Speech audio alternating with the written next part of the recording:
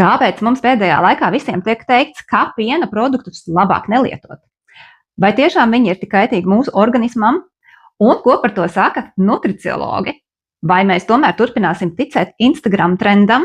Mani sauc Kristīna, esmu veselīga uztura konsultants, personālais fitnesa treneris, topošais nutriciologs, man ir diploms emocionālajā ēšanā, plus vēl esmu izveidojusi programmu Dīvas formula.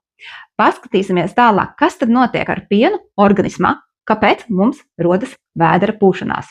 Laktoze ir parasts cukurs piena produktos.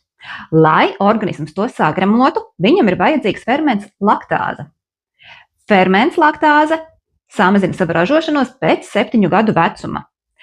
Ja ir mazāk laktāzes organismā un tu esi apēdis kādu piena produktu, tev nenotiek tā sagremošanās, tev notiek organismā reakcija. Tev uzpūšas vēders, smaguma sajūta, gāzes. Protams, tas nozīmē, ka tavs organisms nepanes piena produktus.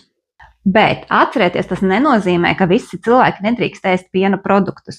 Tev vienkārši ir jāizvērtē, kā tu jūties pēc piena produktu uzņemšanas.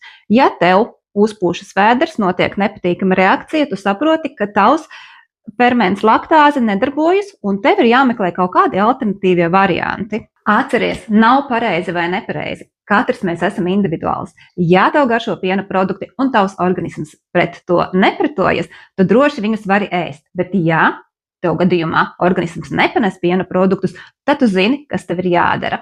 Tā kā atceramies, mēs katrs esam individuāli un mēs nevaram iet pēc viena plāna.